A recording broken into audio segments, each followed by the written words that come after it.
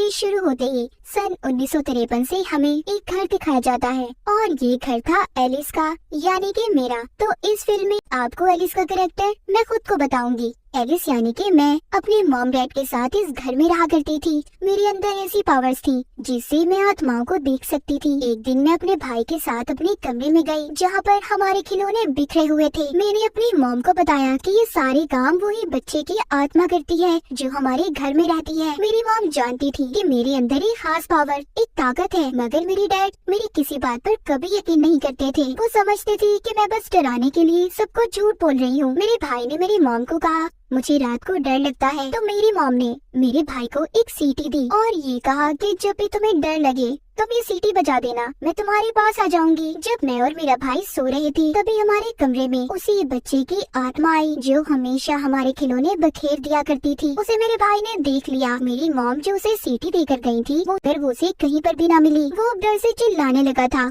उसकी आवाज सुनने के बाद मेरे डैड वहाँ पर आ गए और मुझसे पूछा क्या तुमने फिर से कोई आत्मा देखी है, जिस पर मैंने हाँ बोला। तब मेरे डैड मुझे नीचे ले गए और बहुत मारा, बेसमेंट में बंद कर दिया था, क्योंकि वो मेरे बारे में ये जानते थे कि मैं जानबूझकर ये सब कुछ करती हूँ। मैं लोगों को डराती हूँ, क्योंकि मेरे डैड मेरी इन हरकतों की वजह से तंग आ चुके थे कि मुझे भूत प्रेत आत्माएं नजर आती हैं। तभी अचानक से वहाँ पर बेसमेंट की लाइट बंद हो गई और तभी मुझे वहाँ से एक आवाज आई जो मुझसे कह रही थी कि अगर तुम्हें रोशनी चाहिए तो तुम्हें ये दरवाजा खोलना होगा। दूर एक दरवाजे से जो बेसमेंट में बना हुआ था उसके सुराख से रोशनी बाहर आ रही थी और ये आवाज भी मुझे वहीं से आई। वहाँ पर उस दरवाजे की चाबी भी थी। मैंने उस दरवाजे को खोल दिया, जो मेरी बहुत बड़ी गलती थी। उस दरवाजे से एक शैतानी आत्मा बाहर आई और उसने मुझ पर अपना कंट्रोल कर लिया और उस चीज ने वहीं पर मेरी मॉम को भी मार दिया। जिसके बाद वक्त गुजरता गया, मैं बड़ी हो गई और अपनी मॉम की मौत का कसूरवार खुद को समझती थी। एक दिन मैंने अपने घर पर एक लड़की को देखा जो बहुत अजीब हुलिये में थी। मतलब वो एक आत्मा थी जो बस मुझे ही नजर आ रही थी। मैंने इस बारे में अपने डैड को बताना चाहा,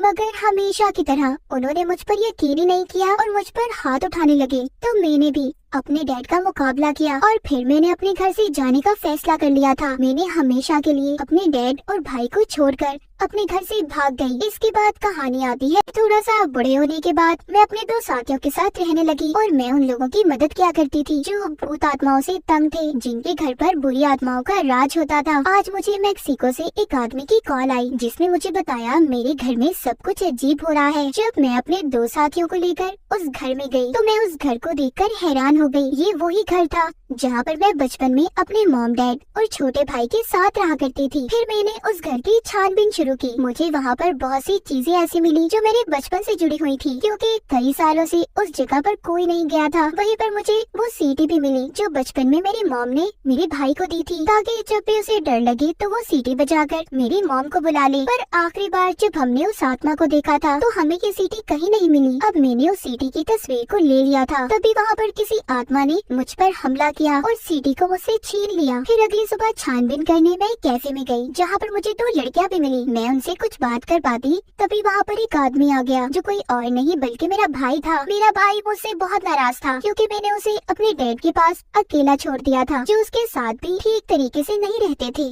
मेरे भाई ने मुझ पर बहुत गुस्सा किया और फिर वहाँ से चला गया। मुझे जो लड़कियाँ मिली थी वो मेरे भाई की बेटियाँ थी। मैंने अब उस सीटी की तस्वीर को अपने भाई की बेटी को दे दिया और कहा इसे अपने डैड को दे देना। उसी रात में अपने घर वापस आई जहाँ पर जो मेरे बचपन का घर भी था। वहाँ पर मुझे फिर से सीटी की आवाज आई। वो आवाज दीवार के पीछे से आ रही थी, मगर जब मैंने पास जाकर देखा तो वो कोई दीवार नहीं बल्कि एक दरवाजा था। मैंने अपने डैड की रखी हुई चाबियों से जब उस दरवाजे को खोला तो वो सीटी मुझे जमीन पर गिरी हुई मिली। साथ ही मैंने वहाँ पर एक लड़की को देखा जो एक इंसान थी।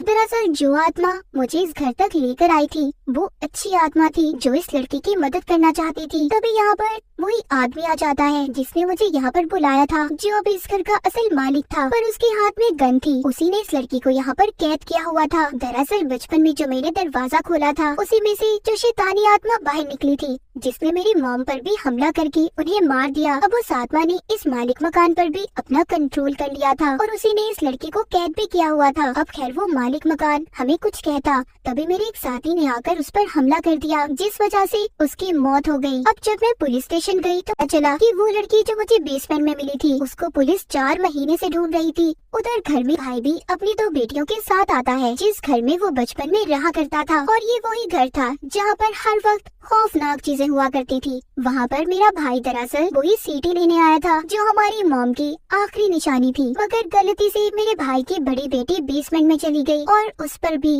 उस बुरी आत्मा ने हमला कर दिया। उसने मेरे भाई की बेटी को आत्माओं की दुनिया में कैद कर दिया, जिससे असल दुनिया में वो कोमा में चली गई। अब मैं अपने भाई की बेटी को बचाने के लिए कुछ भी करने को तैयार थी। अब जब मैंने छानबीन की तो मेरे सामने सारी सच्चाई आ गई। मुझे यहाँ पर पता चला आज से कुछ साल पहले जब मैंने बचपन में दरवाजा खोला था, जिसमें से बुरी आत्मा आजाद हुई जो दूसरी दुनिया से आई थी। उसने मेरी मॉम को मारने के बाद मेरे डैड पर अपना कंट्रोल कर लिया, जिसके बाद मेरे डैड बुरे काम करने लगे। वो लड़कियों को पकड़कर उन्हें कैद कर देते और फिर मार देते थे। आखिरी बार मैंने अपने घर को छोड़ने से पहले जिस लड़की को अपने घर पर देखा था, वो कोई आत्मा नहीं थी बल्कि एक लड़की थी, एक इंसान जिसको मेरे डैड ने ही कैद किया हुआ था। अब सब कुछ सच जानने के बाद मुझे अपने भाई की बेटी को हर हाल में बचाना था और दूसरी दुनिया से वापस लाना चाहती थी। अब खैर मैंने जब छानबीन शुरू की तो मुझे एक संदूक मिला। जैसे ही मैंने उसे खोला, बहुत अजीब था। वो बुरी आत्मा जो दूसरी दुनिया से आई थी, उसने मेरे गले को पकड़ लिया और मेरी भी आत्मा को अपने साथ दूसरी दुनिया में ले गई। फिर मैंने उस दुनिया में अपना बचपन देखा। छोटी एलिस ने मुझे बताया कि वो आत्मा जो हमारी दुनिया में है उसे की फेस कहा जाता है, जिसके पास हमारी दुनिया और दूसरी दुनिया की चाबियां हैं। तभी वो आत्मा पीछे से मेरे पास आई और उसने मेरा गला पकड़ लिया, जिसके बाद असल दुनिया में मैं भी कोमा में चली गई। वहीं पर मेरे भाई की दूसरी बेटी जो कि अपने बारे में अपने डैड को ये कहती है कि उसके अंदर भी मेरी जैसी ताकतें थी, वो आत्माओं को देख सकती थी, वो सीधा आत्माओं की दुनिया में जा सकती थी। इसीलिए अब वो मुझे बचाने और अपनी बहन को बचाने दूसरी दुनिया में आ गई थी। उसे वहीं पर उस लड़की की आत्मा मिलती है जिसको आखिरी बार मैंने अपने घर पर देखा था। वो उसे रोशनी देती है और ये कहती है कि तुम्हें उस दीवार के पार जाना है। उस दरवाजे के पार आ गई थी जहाँ पर बहुत सारे जेल बने हुए थे। उसी एक जेल में उस आत्मा ने मुझे भी कैद किया हुआ था। वहीं पर मैंने देखा एक जेल में से मेरे डैड बाहर आते हैं और उसी की फेस आत्मा ने मेरे जेल को भी खोल दिया और मुझे ये कहा, जाओ अपने बचपन का बदला लो अपने डैड से, क्योंकि वो मेरे साथ हमेशा से बुरा सलूक किया करते थे। मुझे गुस्सा आ गया और यहाँ पर मैंने यानी कि एलिस ने अपने डैड को ऐसे मारा जैसे वो मुझे बचपन में मारा करते थे। पर जब मैं ऐसा कर रही थी तो की फेस आत्मा को ताकत मिल रही थी, क्योंकि जब जब इंसानों के बीच नफरत बढ़ती है तो उसी की फेस आत्मा यानी उस शैतान को ताकत मिला करती थी। और जब मेरे भाई की बेटी यहाँ पर आई तो उसने मुझे मेरे डैड को मारने से रोका और मेरे स्टिक को भी लेकर तोड़ दिया, जिससे मैं अपने डैड को मार रही थी। मैंने देखा कि की फेस ने मेरे भाई की बेटियों की आत्माओं को कैद किया हुआ है। मैंने उससे यहाँ पर एक सौदा किया कि वो मेरे भाई की बेटियों को छोड़ दे और मुझे मारकर यहाँ पर मेरी आत्मा को कैद कर ले। ये सुनकर वो की फेस शैतानी आत्मा मुझे मारने लगी और साथ ही साथ मेरे भाई की बेटी को भी मार रही थी, जिसे उसने पहले पकड़ा था। उधर असल दुनिया में उसका जिस्म भी खत्म हो रहा था।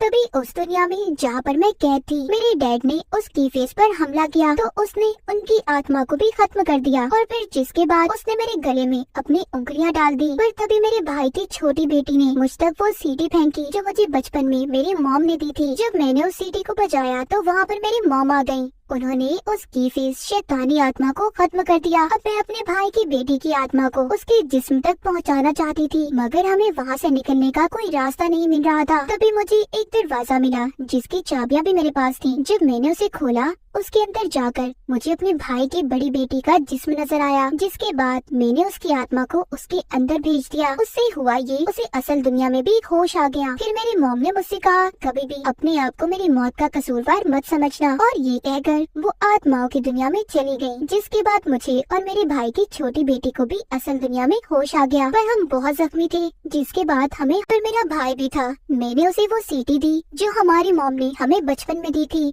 हम दोनों एक दूसरे के गले लग गए और अपनी मॉम को याद करने लगे। जिसके बाद एक रात जब मैं सो रही थी तो मुझे एक ख्वाब आया जिसमें मैंने एक घर में छोटे बच्चे को देखा जो अपने बेड पर सो रहा था। तभी उसकी खिड़की पर उसने एक लाल चेहरे को देखा, जिसको मैं भी सपने में देखकर डर गई और मेरी आँख खुल गई। तभी मुझे एक कॉल आई जो उसी बच्चे की मॉम की थी।